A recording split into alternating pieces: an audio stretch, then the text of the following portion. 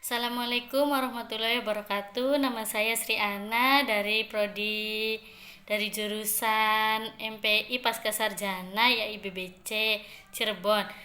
Video ini dalam rangka untuk menyelesaikan tugas dari salah satu MK matrikulasi Rahmatan lil Alamin dari Bapak Dr. Mahmudun.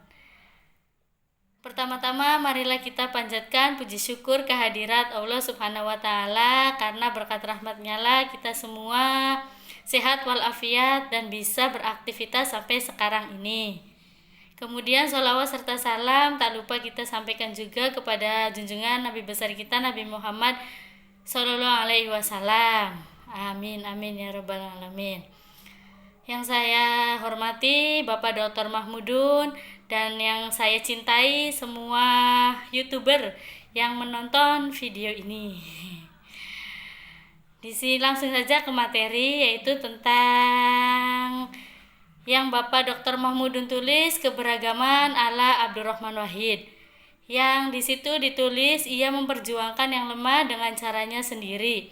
Mau menerima risiko, konsisten, memiliki integritas, konsisten, anti mementingkan dirinya sendiri, kemaslahatannya tidak hanya untuk golongan Nahdiyin. Sudah menerabas batas golongan suku agama rahmatan lil alamin. Di situ saya setuju. Sangat setuju bahwa Gus Dur adalah benar-benar rahmatan lil alamin. Ketika kita membincang atau membaca tentang Abdurrahman Wahid atau lebih dikenal dengan nama Gus Dur, apa yang ada di pikiran kita setelah mendengar atau membaca biografi sang pejuang kemanusiaan tersebut? Jawabannya mungkin saja ada yang tidak terlalu minat, mungkin ada yang biasa-biasa saja, atau mungkin pula ada yang sangat menikmatinya tentang semua hal dari sosok Gus Dur. Memang baiknya mengenal Gus Dur tidak sekedar ikut-ikutan, apalagi pembacanya tidak imbang karena akan sulit menemukan sisi lain dari Gus Dur yang menyimpan banyak karakter, baik itu sebagai bagian dari bangsa ini, sebagai ulama, sebagai kiai, sebagai pemimpin maupun sebagai manusia yang memiliki selera humor. Jika ingin mengenal Gus Dur, ada baiknya memang kita harus banyak referensi, paling tidak menelusuri riwayatnya. Diperlukan perjalanan yang tidak berkutat hanya pada tekstualisasi mengenai segala hal tentang Gus Dur. Diperlukan pula kemampuan mengaktualisasikan pemikiran-pemikirannya melalui aktivitas-aktivitas sosial yang berpihak kepada kaum lemah. Membuka riwayat sepak terjang Gus Dur, baik itu ketika ia menjadi aktivis santri, aktivis pemuda, aktivis sosial, hingga ketika dipercaya memimpin Nahdlatul Ulama, dan juga sebagai seorang pemimpin negara, kita tentunya akan banyak menemukan dan belajar dari sikap atau cara berpikir Gus Dur yang penuh pengabdian terhadap umat dan bangsa. Membaca pemikiran Gus Dur tidak cukup pula sekedar tekstual, karena tentu tidak akan banyak didapatkan dari nilai-nilai yang ada dalam pemikirannya. Jika pembacanya terhadap Gus Dur dengan sekadarnya saja atau hanya sebagai pengagum Gus Dur tanpa dasar, Gus Dur yang seringkali dinilai kontroversial akan sangat tepat bila dalam hal pembacaan terhadap pemikirannya dilakukan secara kontekstual dan mendalam. Mengapa? Karena lompatan berpikir Gus Dur yang kerap melampaui batas tidaklah mudah dipahami tanpa model pembacaan yang kontekstual dan mendalam. Artinya secara kontekstual dan mendalam, pembacaan terhadap pemikiran Gus Dur sangat penting untuk kepentingan hari ini dan ke depan Indonesia, terlebih dalam menghadapi ancaman disintegrasi dan peminggiran kemanusiaan. Karena sebagai bangsa dengan suku, etnis, budaya, dan bahkan agama yang pluralistik, bukanlah tidak mungkin potensi ancaman perpecahan itu ada.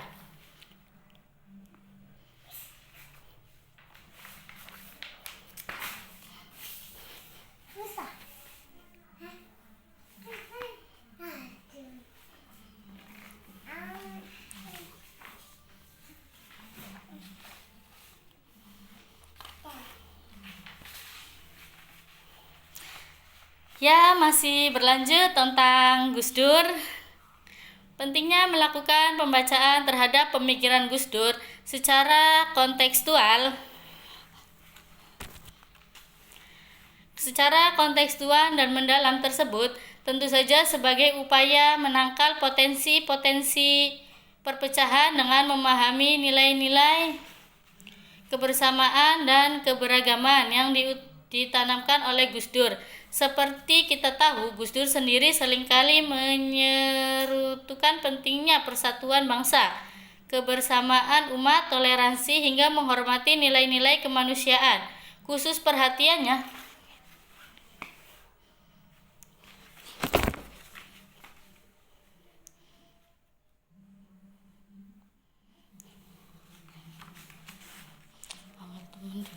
lempeng kayak mau gak dia bisa.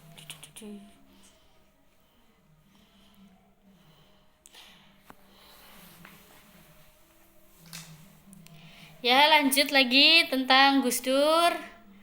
Menyerutkan pentingnya persatuan bangsa, kebersamaan umat, toleransi hingga menghormati nilai-nilai kemanusiaan. Khusus perhatiannya terhadap soal-soal kemanusiaan di negeri ini, Gus Dur menentang dan juga melakukan pembongkaran tembok-tembok diskriminasi kemanusiaan. Setidaknya telah mengantarkan bangsa ini kemudian mampu melek terhadap ketidakadilan yang telah lama dilakukan oleh penguasa, terutama di masa rezim Orde Baru berkuasa. Salah satu contoh Gus Dur membongkar tembok diskriminasi adalah mengenai soal kemerdekaan tiap-tiap penduduk untuk memeluk agama dan keyakinannya. Di era Gus Dur, jumlah agama yang diakui negara bertambah menjadi 6, yakni dengan masuknya Konghucu. Sebelumnya hanya 5 agama yang diakui oleh negara. Bukan hanya itu saja, Gus Dur juga membebaskan masyarakat Konghucu menjalankan ibadah agamanya dan merayakannya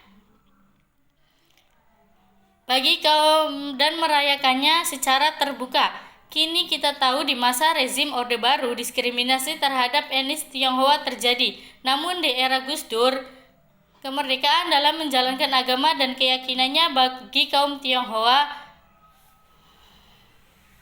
ruang kemerdekaan dalam menjalankan agama dan keyakinannya bagi kaum Tionghoa itu dibuka. Perjuangan Gus Dur mengenai kemanusiaan dan kebebasan menjalankan ibadah jika dilakukan pembacaan secara mendalam melebihi tekstualis pemikirannya. Tentu akan banyak kita temukan nilai-nilai kesadaran dalam beragama yang diajarkan dan diwariskan oleh seorang Gus Dur kepada kita. Pemikiran dan sikap humoris Gus Dur dalam urusan kemanusiaan tentu bukan tanpa alasan. Gus Dur tidak buta dalam memahami ajaran-ajaran Islam. Justru berangkat dari keilmuan yang dimilikinya itu, Gus Dur menyampaikan gagasan dan sikapnya dengan tidak melepaskan landasan-landasan agama yang menyertai. Sebagai misal dalam hal keberagaman, Gus Dur memahaminya adalah sebagai keharusan. Bagi Gus Dur, keberagaman itu adalah rahmat yang telah digariskan Allah. Karena itu menolak keberagaman atau kemajemukan adalah pengingkaran terhadap pemberian ilahi. Dari sini kita kemudian dapat kembali belajar dari Gus Dur yang ramah dan damai dalam mengaktualisasikan teks-teks agama. Cara-cara semacam ini pula lah yang sesungguhnya diperlukan pada bangsa yang memiliki keberagaman suku, etnis, budaya, bahasa, hingga agama. Beragama dengan penuh kedamaian, menghormati perbedaan, menjunjung keadilan, dan menghargai kemanusiaan adalah di antara cara beragama dari seorang Gus Dur dalam membumikan ajaran-ajaran Islam untuk kepentingan umat dan bangsa. Untukmu Gus, Al-Fatihah. Alhamdulillah, bismillahirrahmanirrahim. Alhamdulillahirabbil alamin. Ar-Rahmanirrahim. Maliki yaumiddin. Iyyaka na'budu wa iyyaka nasta'in. Ihdinas siratal mustaqim. Siratal ladzina an'amta 'alaihim ghairil maghdubi 'alaihim waladdallin. Rabbik firli wali walidayya, amin. Ya, sampai segini saja yang bisa saya sampaikan. Terima kasih.